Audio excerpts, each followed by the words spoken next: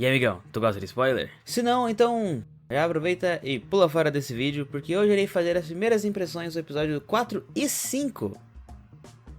Tá certo. Episódio 4 e 5 de Oshinoko. Então, se você não quer nenhum spoiler, foge daqui. Essa é da segunda temporada, tá? E se você assistiu a primeira temporada, tá menos mal, porque a verdade é que aí não é tão ruim. Mas se você não assistiu nem a primeira temporada, cara, de verdade, não ver esse vídeo. Essa é a minha dica, não seja trouxa. Divirta-se com o vídeo. Então vamos lá, povo. Como eu disse, primeiras impressões agora do episódio 4 e do episódio 5. E... caraca, né? O que eu posso dizer, né? O episódio 3 foi muito legal e ele começou a animar o anime.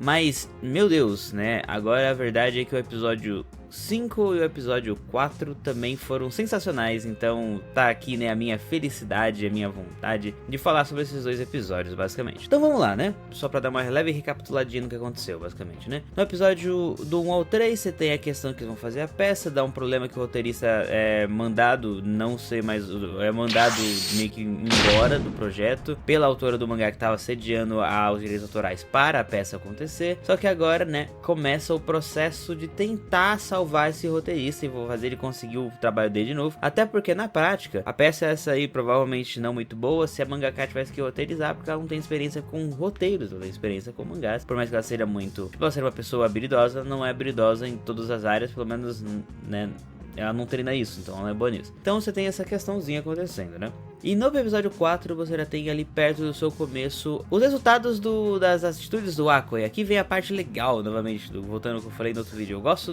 desse lado do Aqua em partes, né? De resolver as coisas de uma forma interessante, inteligente, estratégica e por aí vai. E aqui meio que você vê os frutos do que ele plantou e é legal, né? Basicamente. E qual que é a treta mais ou menos, né? Como que ele resolveu o BO mais ou menos? Ele basicamente entregou um ingresso da peça, né? De tênis, ping-pong, quer dizer, que o Goku havia roteirizado, que é o roteirista que foi descartado, e basicamente com isso a mangaka do Tokyo Blade fala, não, tudo bem, vamos dar uma olhada nisso aí, e nisso ela vê a peça, ela acha legal, e o Raida, que é o produtor da peça, né, ele tá lá de boa na sala dele, e aí a assistente, sei lá, alguma pessoa da equipe chega nele e fala, ó, a menina tá aqui, aí ele entra em pânico e fala, não, chama ela pra cá, né, e aí ele vai conversando com ela, ele vai meio que só paparicando lá no começo, porém ele vai lembrando da conversa que ele teve com o Aqua no episódio 3, no episódio 3 o Aqua, ele dá meio que uma dura nele, mais ou menos, tipo, porque ele fala, não, pô, não tem como recontestar a mangaka, né, a publisher dela, a publicadora dela, né, tipo, a empresa por trás dela é muito grande, eu não posso ficar brigando com isso. Só que o Aqua fala, pois bem, mas você é a única pessoa que pode fazer alguma coisa, saca? Então, né, tipo, ele dá aquela alfinetadinha, né, de quase como se, tipo, você tá chorando, mas você é o cara que tem como salvar a gente, então, para com isso. E aí, ele vai conversando com a menina, só que bate o peso na consciência em algum ponto, e aí ele fala, não, tá bom, vai. E aí ele começa a levar a conversa a sério com ela, ele começa a mandar umas reais, assim, tudo. E basicamente o que ele tenta argumentar com ela é tipo, ó, pensa bem, mesmo se você tivesse um escritor incrível e ele fosse, por exemplo, fazer um mangá, ele não ia acertar de primeira. O mesmo vale pro mangaka fazendo um roteiro, não quer dizer que porque você é bom em mangá, você vai fazer um roteiro bom, minha filha. Então, tipo, não vai dar certo. E você até tem direito por lei de evitar que a peça corra, mas já que a gente tem pouco tempo pra executar a peça, quando o seu roteiro vier, a gente não vai ter tempo de revisar em nada. Então, provavelmente vai ser uma droga essa peça, porque você vai entregar um roteiro sem experiência e a gente não vai ter tempo de revisar ele. Então ele meio que faz esse joguinho em tudo, ele comenta, né, que a peça que ela viu era do Goa-kun, que era basicamente, né, o roteirista que ela acabou dispensando. E nisso ela fala, não, tudo bem, eu vou ceder dessa vez, deixa o cara aí. Até porque também ela teve conversa com a outra mangaka que é amiga dela, então de certa forma ela já tava mais aberta a aceitar, né. E aí rola isso tudo e ela fala, não, só tenho uma condição. E essa condição, aparentemente, era revisar o roteiro ao lado do Goku. E aí meio que é isso que acontece. E a Uraida, ele faz meio que uma chamada no Google Meet, ou algo nesse sentido. E basicamente tem ali o editor da mangaka, a mangaka, o Goa-kun e ele, que é o produtor. E basicamente ali, meu Deus. O Goa-kun e a mangaka do Tokyo Blade começam a discutir sobre o roteiro, o que mudar e não mudar. Nisso, o Raida ele até comenta brevemente que tipo, isso não é uma ideia muito inteligente, né, geralmente, porque essas conversas podem ou fazer eles virarem muito amigos, ou eles vão passar a se odiar depois dessa reunião, e dependendo isso pode estragar um projeto inteiro. Mas já que o projeto já tava na bosta, meio que não tem o que fazer, então vamos apenas ver no que vai dar, né. Porém, ele tinha outra preocupação, que na hora ele não explica o que é, mas depois dá ruim de qualquer forma, coitado. O que acontece é o seguinte, os dois eles se animam bastante. Acaba que o roteirista e a menina se entendem no final das contas. E eles escrevem o roteiro juntos e eles começam a ficar muito animados, né, e tudo. Então eles viram a noite fazendo essa coisa, né. E aí eles terminam o roteiro pela manhã, ela tá super animada, né, que agora, pô, esse roteiro tá incrível, vambora. E o que acontece é o seguinte, essa tem uma cena legal, porque ela retrata um pouco essa dinâmica de você tentar comprimir o roteiro, mas, sabe, a discussão deles no comecinho é divertida de se ver, mais ou menos, né. Porque, por exemplo, tem aquela questão que ela fala, ó, tira essa luta do Blade dessa cena, pega numa cena futura que já ia acontecer mesmo e adiciona umas falas aqui, assim você vai fazer com que a personalidade dele seja entendida por tal personagem através daquela cena e não é através dessa, assim você corta tempo de execução e tenta fazer a coisa rodar mais rápido, né? E eles vão discutindo sobre como tentar manter os personagens e o principal, sacrificando às vezes alguns eventos pra tentar comprimir em outros eventos, ou o que quer que seja. E essa discussão, né, ela só acontece nesse trecho que eu citei aqui, mas ela é interessante, até porque um exemplo, talvez, tipo, às vezes quando você vai ter que reduzir uma coisa, isso acontece, né? Ruby, né, o anime de Ruby, pelo menos o Ice Kingdom, ele passa por um processo bem similar, onde ele tem que comprimir um pouco, nos 3 primeiros episódios principalmente, os eventos da primeira temporada de Ruby, que é uma animação 3D, e era uma animação 3D, tipo, acho que eram 10 minutos o episódio, eu não lembro agora, tipo, não é, tipo, como se fosse uma temporada inteira completamente cheia de conteúdo, né, era a primeira temporada dos caras, era algo mais simples, mas eles ainda assim tiveram que comprimir isso em 3 episódios de anime e foi bem executado, até o episódio 3 na minha opinião, eu já comentei isso aqui um dia no canal.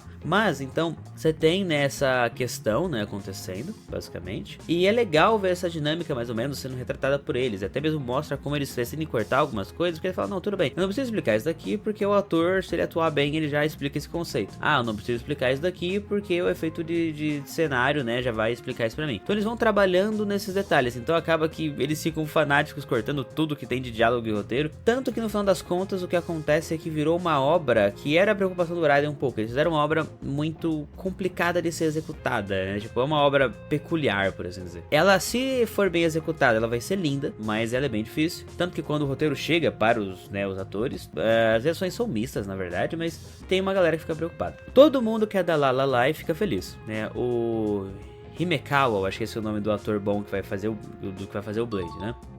Que é o protagonista. Ele é o protagonista da peça, não o protagonista do anime. Ele comenta que ele gostou do novo roteiro e que o antigo faltava alguma coisa mesmo. As outras também estão de boas, meninas lá, os caras também. A Kanye tá mega feliz porque a forma como, acho que era a Princesa Sai, o nome da personagem, é retratada nessa nova versão, é muito mais legal de acordo com a opinião dela, então ela tá muito feliz com isso. Agora, quem fica preocupado um pouco é o Aqua, o Melt e a Kana. Os únicos 3 que estão de fora. O Melt tá preocupado porque a atuação agora vai exigir muito mais, né? Porque antigamente o roteiro tinha mais diálogos expositivos, mais exposição, pá. Agora é muito menos. Então agora, quanto mais você como ator for bom, mais você vai representar a história com o seu corpo, isso é útil pra peça. Então ele tá muito preocupado porque apesar de ele estar se esforçando, ele ainda não é muito bom. Então, né, ele vai se lascar um pouquinho nisso. O Aqua, ele tá meio sério, ele não demonstra claramente uma preocupação, mas até no episódio 5 você vai entender um pouquinho melhor, provavelmente, o porquê que o Aqua tava preocupado nesse ponto. E aí você tem a Kana, que ela tá meio incomodada, só que ela reage de uma forma meio, eu acho que dizer, tipo, meio épica, de certa forma.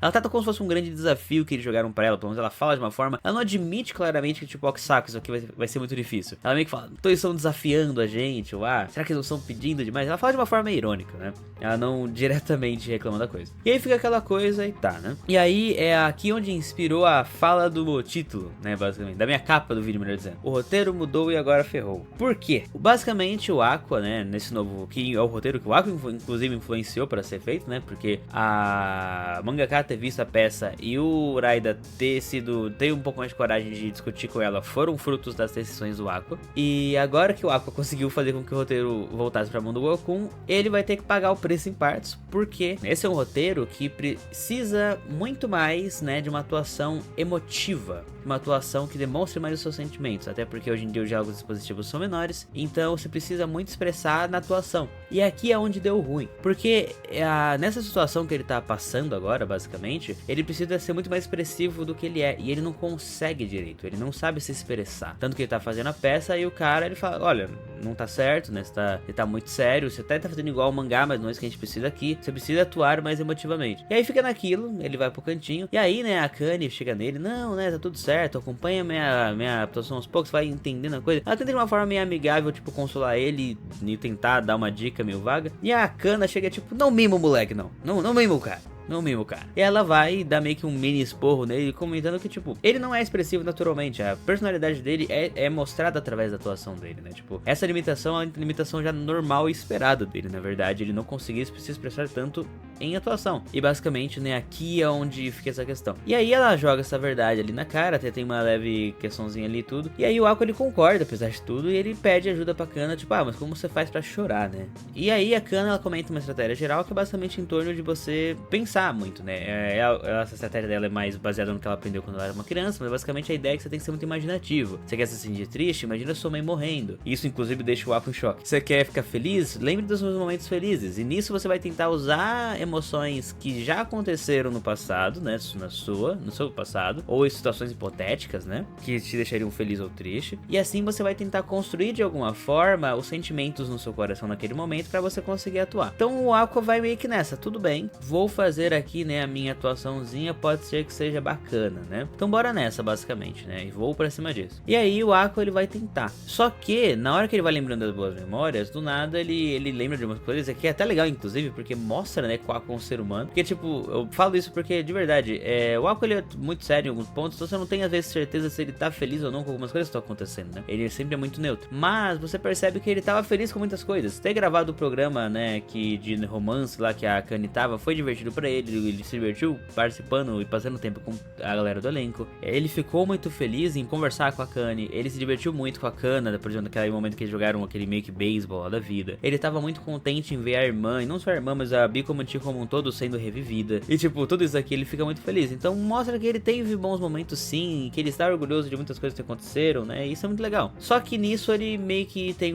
só que aí é mostrado pra ele o outro lado dele. Ele tem um lado meio tipo... Ele tem uma segunda voz dentro dele quase. E a grande questão é que ele não se sente um jeito de estar feliz, basicamente. Pelo menos essa segunda voz anuncia isso. Então ele começa a ter tipo um ataque de pânico. E nisso ele começa a ter memórias um pouco da AI e tudo mais. E do dia da grande tragédia, né? Vamos dizer assim. E nisso ele até mesmo chega a ver essa figura meio disforme, né? E tudo que é uma representação, imagino, do seu eu do passado, do seu antigo corpo. Porque até tem uma representação dos dois óculos no olho dele que parece, né, ser mais ou menos uma retratação, né, disso. E isso é meio que o passado dele e como isso o atormenta de alguma forma, eu imagino, né? E esse até me lembra um pouco o Charlatan, apesar de não ter esse propósito narrativo. E eu não lembro como a mãe do Arima Kusei, oh meu Deus.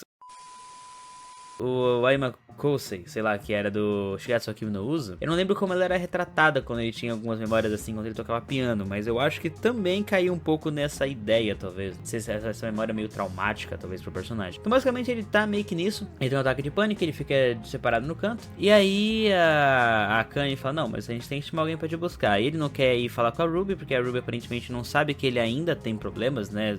Ele ainda não superou 100% o acontecimento. Coisa que, pelo menos de acordo com ele, ela já havia superado. Então ele tá fingindo estar recuperado. Mas aí então ele fala, não, me chama esse cara aí, que basicamente era o editor lá da primeira temporada, que o Aqua, né, fica um tempo com ele. E eu acho que a primeira papel de atuação do Aqua é com aquilo, eu não sei, tipo, mas tipo, ele acaba, né, adotando o Aqua entre aspas, né? E nisso ele vai pra lá, o Aqua fica num quarto lá aleatório e ele conversa um pouco com a Kanye, entende quem ela é, né? Fala, caraca, você é namorada dele e tudo, ele fica surpreso. E nisso ele comenta, né, bem por cima, que o que aconteceu é que o Aqua, ele viveu uma tragédia muito grande quando ele era uma criança, e isso deixou ele zoado assim mesmo, né? Então ele ainda não superou 100% do que aconteceu, e é por isso que ele tá assim mal, né? Aí é de boa, e aí a Kanye vai ficar, né, ali, e aí ele fala, não, eu vou ter que trabalhar, né, então...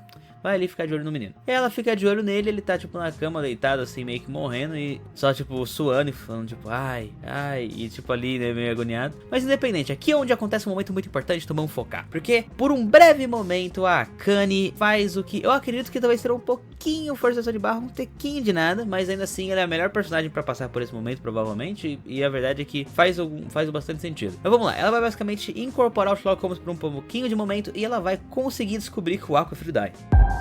Como?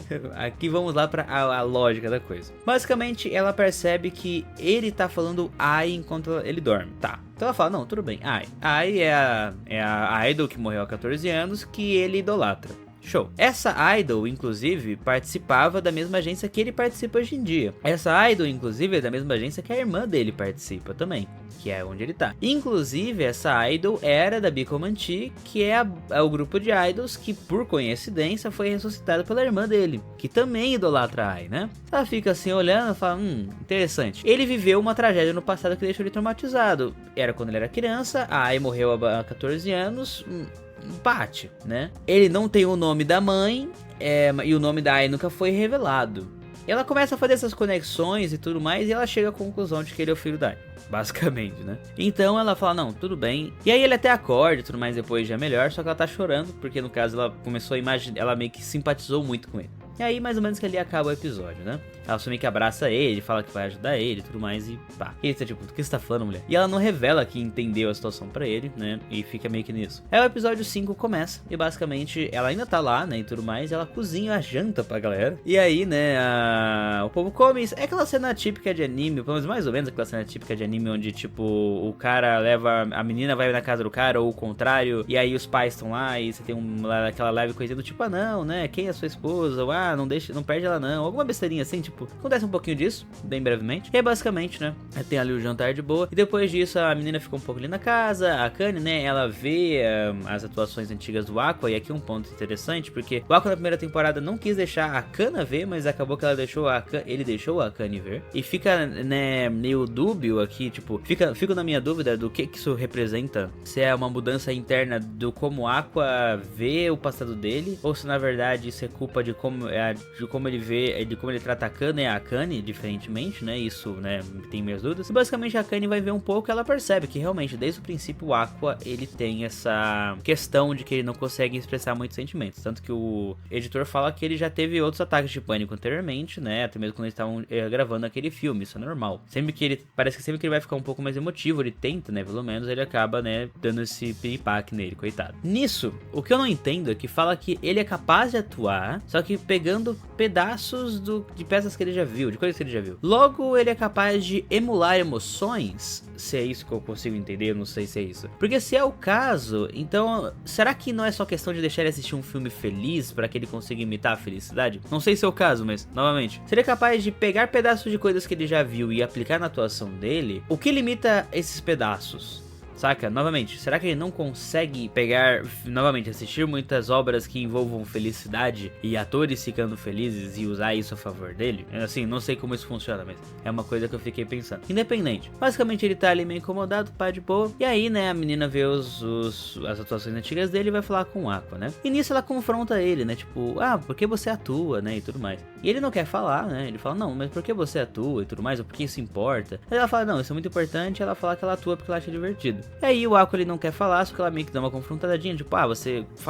incentiva muito, né, como é o nome do termo? Você, tipo, fala muito em prol da comunicação pra um cara que não quer se comunicar em nada, né? E aí, nisso, ele fala, não, tudo bem, né? E aqui foi um ponto, inclusive, que, meu Deus, eu entrei em choque. Porque na hora, tipo, ele dá uma viradinha, o vento bate no cabelo e, tipo, cara, na hora você fica, tipo, meu Deus, ele vai falar? Caraca, tipo, eu nunca esperaria que ele ia falar pra ninguém. E ele vai falar, eu fiquei, tipo, caraca, velho, tipo... E aí eu fiquei aí fica naquela dúvida, né, do que vai acontecer. Eu imaginava, majoritariamente, que ela não ia acreditar, né, alguma coisa do tipo. Eu imaginava que ia ser meio nisso. Porque se ela ficar com medo dele, o roteiro vai pra um caminho muito estranho, né? E aí ele fala, não, e se eu te dissesse que eu quero atuar porque eu quero matar alguém? E aí eu fiquei tipo, caraca, né? E é legal em partes, porque eu mencionei no episódio passado, no vídeo passado sobre o Oshinoko, que eu não sabia se a vingança dele envolvia assassinato ou não. Eu não tinha ideia. E agora eu tenho ideia, ele quer matar mesmo. E aí o que rola, né, é que ele vira, né, fazendo uma cara mais intimidadora, loucona, né? Eu acho que a estrelinha do olho dele fica escura. E, inclusive, nesses últimos 2 episódios principalmente, né?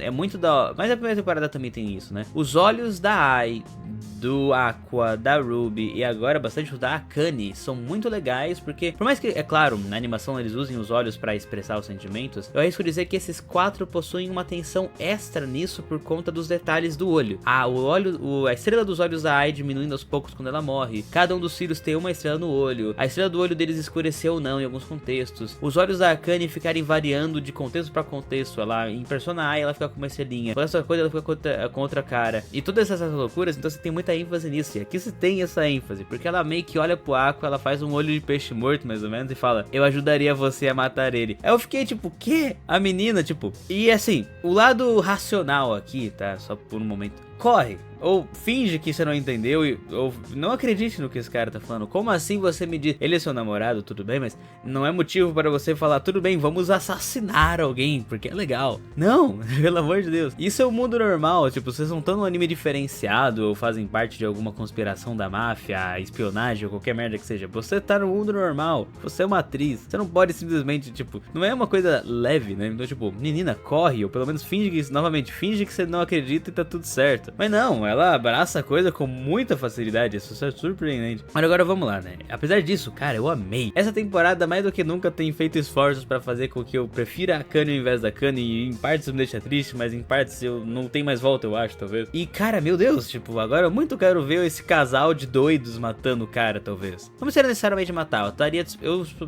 Meu Deus. Eu, sinceramente, eu seria muito satisfeito se apenas o Aqua, em algum ponto, ele meio que... Ah, tudo bem, não preciso matar o cara. Eu não faço questão de ele matar o cara. Se tiver um arco de ele meio que aprender a lidar com o passado dele, superar isso a tal ponto que ele não se sente mais na necessidade de se vingar, eu tô de boa com isso, pra falar a minha verdade. Mas ainda assim, pô, bora pegar o casal doido agora, vamos fazer os dois matar esse cara, vai ser lindo. Então é meio loucura, mas tipo, ela meio que abraça a coisa e meio que...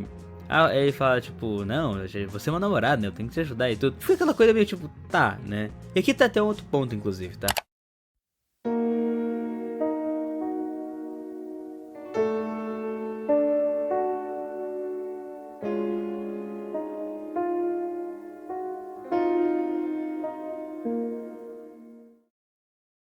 A Kanye, ela dá muita ênfase de como ela ama o Aqua, até porque, tipo, ou que melhor dizendo, que ela quer ajudar muito o Aqua porque ele salvou ela, né? E tudo bem, ela ia se suicidar e tudo mais, ele não só salvou ela da sua tentativa de suicídio, mas como aparentemente ele foi quem, pelo menos, deu os pontapés iniciais pra que toda a operação que o grupinho fez na primeira temporada tivesse sido executada para justamente limpar a imagem da Kanye, né? Então, a verdade é que sim, o Aqua ele foi muito importante para a sobrevivência da Kanye, de certa forma. Não só porque a imagem dela foi recuperada e ele meio que passou a namorar com ela, deu um beijo lá e tudo isso pra conseguir criar essa imagem melhor pra ela, como também ele, fisicamente falando, foi lá e tirou ela da beira da ponte. Então, pô, realmente o Aqua ele fez uma parada da hora, né? E você provavelmente teria talvez algum senso de dívida com aquela pessoa que fez isso pra você, mas sabe, ela baseia muito o gostar dele nisso. E aqui é onde entra uma dúvida minha do quanto que então talvez o sentimento dela é genuíno, do sentido de que ela se apaixonou por quem o Aqua é, ou se na verdade esse evento de alguma forma induziu ela a gostar dele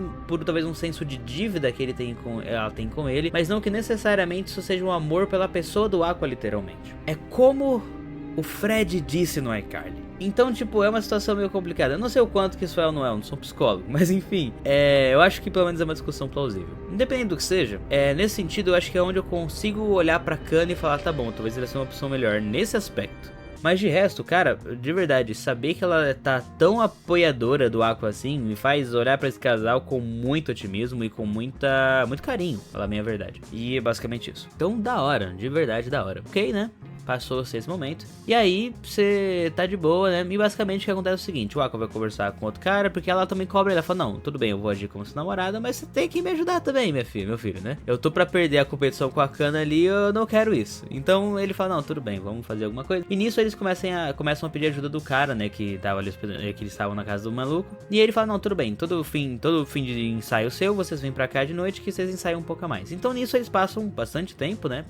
Pelo menos acho que algumas semanas, ensaiando na casa dele depois pra justamente tentar ajudar o Aqua a superar essa questão de atuar emotivamente, porque eles concluem que não tem outra forma de atuar que não seja emotivamente. E a Kanye tá atuando normal dela mesmo, que teoricamente ela já iria atuar pelo menos bem, né? Não talvez melhor que a Kana, mas bem, de qualquer forma, ela já ia atuar. E aí tá nisso, né, basicamente. E aí, nesse meio tempo, chega a Ruby na Lalai, né? Ela decide visitar o irmão dela e ela vem junto com a amiguinha de cabelo rosa, que eu não lembro qual era a profissão dela no mundo dos negócios, né? No mundo da... E aí, de boa, né? pá, legal, eles estão ali numa boa. E a Ruby, ela quer ver o cara, só que quem cumprimenta ela é o Melt, e ele fala, não, olha, os ensaios já acabaram faz algum tempo, eu fiquei aqui pra ensaiar mais mesmo e tudo mais. E aí a Ruby acha estranho, porque o Aqua ele só volta pra casa meia-noite, então literalmente nos últimos, lá, vamos supor que 1 ou 2 semanas, o cara só volta meia-noite pra casa, o que tá acontecendo? E aí, né, a amiguinha dela fica falando, ó, né, aí tá indo embora com a namorada dele, de acordo com o que o Melt disse, então, por mais, tipo, pô, você não acha que eles podem estar fazendo alguma coisa a mais, né? Será que eles não estão praticando a prática da multiplicação humana? E aí fica nisso, né, basicamente. Só que a Ruby, né, quando ela é confrontada com a ideia de achar que o irmão dela tá toda noite pegando a menina, ela fica extremamente irritada. De verdade, extremamente irritada. Tipo, ela é um poço de felicidade, né, e tudo mais. Oh, meu Deus, um raio de sol nesse mundo. E ó, caramba. Só que, literalmente, nessa hora, cabecinha baixa, a vozinha desanima, o olhinho, né, a estrela do olho escurece. E você fica tipo, caraca, né, então alguma coisa ela tem de mal, né, tipo. E isso até levanta dúvidas do que tá acontecendo, né. Porque, de um ponto de vista mais conservador, o ponto que ela diz não é necessariamente um ponto errado, né. De um ponto de vista conservador, você não quer que seu irmão fique pegando a menina toda noite, tendo a chance de até engravidar ela, né, isso é meio perigoso. Só que, ainda mais, imagino que o Japão tem um pouco mais essa... Não sei, na verdade. Mas assim, enfim. O grande problema aqui, mais ou menos, é o seguinte. Cara, ela reage muito mal, né? Ela até pede pra usar o banheiro depois, mas dá pra ver claramente que parece que ela só quis essa desculpa pra, tipo, ter um momentinho a sós e tentar apaziguar, sabe-se lá Deus o que nasceu no coração dela naquele momento. Eu vou me pegar, filho de rapariga! Né, porque ela tava muito irritada. E quando ela vai pro banheiro, ela vai com uma cara de ódio, assim, tudo. Então, realmente é uma situação meio complicada. Nisso, né, a amiga dela fica meio tipo, caraca, né? O que será que, né, pode ter acontecido? E o Melt vai mostrar pra Ruby onde é o banheiro. E nisso, ela tá esperando alguém. E aí chegam os atores da Lalala. E ele tenta dar em cima dela, pede o número dela. Só que antes que ele conseguisse o line dela, que é tipo, acho que o Zap Zap do Japão, sei lá. O Melt fala que não, vem aqui, tiveram uma reunião de emergência. Aí quando o cara chega, pô, mas não tem ninguém. Ele fala, eu te enganei.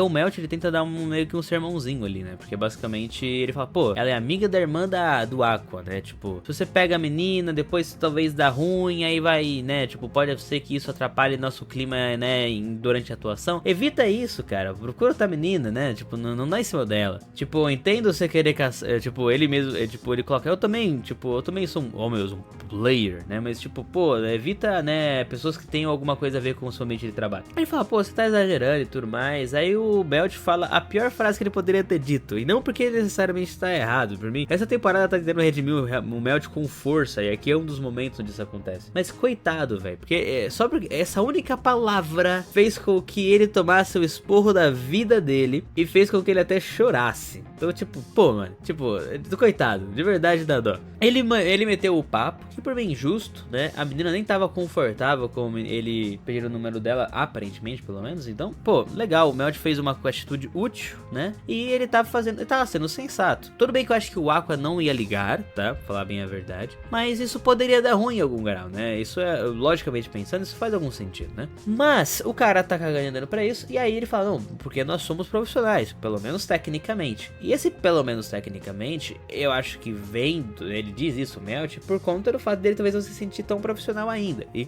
tudo bem, humildade. Só que o cara que tá ouvindo, ele fica irritadíssimo, ele fala, o que você disse, Mardi? Tipo, não diz exatamente isso, mas ele começa a esculachar o Melt, tipo, pô, você é operador desse lugar, você tá diminuindo o nível da qualidade da peça, você tem noção que você é o pior daqui entre nós, né? Se pelo menos um ator bom tivesse me criticando, mas você, profissional, coitado. Tipo, ele dá um esculacho enorme e vai embora. E fala, não queria ela mesma, ela é meio estranha. E o Melt fica tipo, o Melt chora depois, velho. Dá dó. E aí, né, pelo menos assim, missão concluída. Soldado ferido, mas caiu atirando, né? Vamos dizer assim. E aí, basicamente, né, depois ele encontra a Ruby no caminho, ele pega o número dela, só que aí a Kana e a menina, Eu vou chutar que é Menko, mas eu não faço a menor ideia. A menina que é streamer, ela fala, não, tipo, esse cara é estranho. E aí ela bloqueia ele. Pelo menos aparentemente bloqueia ele, né? E da hora. E agora, né, você tem a continuidade das coisas, né, basicamente. Você tem esse meio que time skip, onde basicamente você tem mais um dia de atuação. E nesse dia, né, a Akane, ela tá olhando meio torta pra Kana. E aí a Akane e ela troca umas farpas ali, pá, legal. E aqui é uma cena incrível, porque dá um pouco de dó da Akane, mas é muito engraçado ver como a Kana age, é incrível. E por outro lado, né, é muito... Como posso dizer, né? Eu, por um momento, fiquei preocupado de dar muito ruim, mas no final não deu, então ficou uma cena, tipo... Mas foi muito da hora, tipo, de verdade. Porque elas trocam umas farpas, né? E a Kana, ela sai de perto, falando, nah, realmente, eu acho que você deve me odiar, porque... Você deve me odiar, né? Você fala essas coisas porque você me odeia, eu tenho certeza disso. Ela vai na bolsa dela, ela tira uma revista. E surpresa, surpresa, essa revista tinha, né, uma entrevista que fizeram com a Akane quando ela teve a sua primeira atuação. E aí, ela fica em pânico, porque ela não quer que ela leia aquela revista, não sei, não fala ainda o que tem lá. E aí a Kana fica fazendo todo um escarcel ali de que não vai ler e tudo. Aí o Melt pergunta, né, nossa, o que é isso, etc. Né, aos poucos as pessoas vão entrando, isso vale pro Himekawa, para o Aqua e para o Melt primeiro a entrar. E aí, né, a Kana, ela vai ler e fala, nossa, ela até fala meio cara, tipo, oh, meu Deus, quem diria, né, que tipo, no que tá escrito, né, basicamente, a Akane, ela se inspirou na Kana pra começar a atuar, né, então, tipo, ela começa a zombar muito em cima disso, né? Ah, você é meu fã, que legal, peço perdão, eu te odeio. Então é unilateral esse amor seu. Mas enfim, então tipo, ela dá uma zoada nisso. E o que eu fico doido de pensar, e eu acho isso fantástico, é que eu não faço a menor ideia se a Kana, ela guardou essa revista e esperou o dia certo pra usar. Tipo, ela falou, não, tá na bolsa. O dia que essa menina me irritar um pouquinho mais, eu jogo isso na cara dela. Ou se na verdade, ela já tinha, ela arranjou isso recentemente e veio hoje pronta pra dar um tapa na cara da Akane, não literalmente, né? Mas eu não sei. De toda forma, tem essa discussãozinha ali, chega a ser engraçado. Depois elas trocam mais algumas farpas. A Akane até consegue em algum ponto, depois de muito esforço, incomodar a Akane em algum grau, mas no fim as coisas acabam sendo apaziguadas. O Melt leva a Kana pra ir embora e o Aqua leva a Akane. O Melt a Kana e o Aqua a Akane. E aí, né, eles estão lá de boa, a Akane fala com o Aqua e fala, não, mas ela sempre foi assim mesmo, tá tudo bem, né? Ou ela era pior. Depois foi um comentáriozinho ali de boa e da hora. Vamos atuar, né? Aí depois você tem um foco na Kana, e a Kana se justifica um pouquinho, né? E comenta, né, o porquê do ódio dela, etc. E meio que fica essa questão. A Kana, no caso, ela tem um dilema, porque ela era considerada gênero antigamente, agora ela não é mais. Agora a Akane, melhor dizendo, é quem tem esse prestígio todo. E a Akane, ela sempre sentiu que a forma de atuar da Akane, né, dizia, eu sou certo e você está errada. E a verdade é que a forma como as duas atuam e a forma como as duas avaliam uma boa atuação é diferente. Então, se ela era um prodígio na infância e perdeu esse brilho agora, e a Akane ganhar essa luta entre aspas, quer dizer que a Akane tá certo o tempo todo. Então ela não quer assumir isso de certa forma, né? Então ela meio que quer, porque quer ganhar essa disputa pra provar que na verdade, né, ela não é a atriz mirim que morreu na infância, né? Tipo, que ela não tem mais nada pra provar no mundo atual. E a Akane, né, tá meio que nessa raiva dela, até por conta dos momentos ruins que a Kana fez pra ela no passado e tá. Né? E o que eu acho engraçado de comentar, basicamente, que tá tendo essa mega briga entre as duas, né? Pô, eu quero provar que eu não sou uma atriz mirim esquecida, eu quero provar que eu sou melhor que você e tá, ai meu Deus, e a briga não é só na área âmbito das atuações, porque ambas gostam do mesmo cara. Só que nessa treta toda, se você for parar pra pensar, na primeira temporada, é mostrado que a Akane não tá muito bem, aparentemente. Os estúdios não estão tão interessados nela, o gerente dela, o que é que seja, até toma uns esporros lá e fica aquela coisa meio sem graça, né? É até uma das coisas que contribui para, né, a ideia de que ela estuda e não consegue lugares para gravar e atuar, então ela tá passando por um momento difícil da carreira dela, né? É uma das coisas que contribui para essa meio que depressão que ela acaba tendo na primeira temporada. E a Kana tá passando por algo similar também, tanto que o Switch Today é um programa horrível, mas ela não teve muita escolha. Então, ambas estão numa fase muito ruim da vida delas, no que tange a atuação, nenhuma das duas tá popular, mas as duas estão brigando. Então é muito da hora, em parte, se você for parar pra pensar, porque as duas estão brigando pelo ranking 99 do top 100, tipo, poxa, parabéns.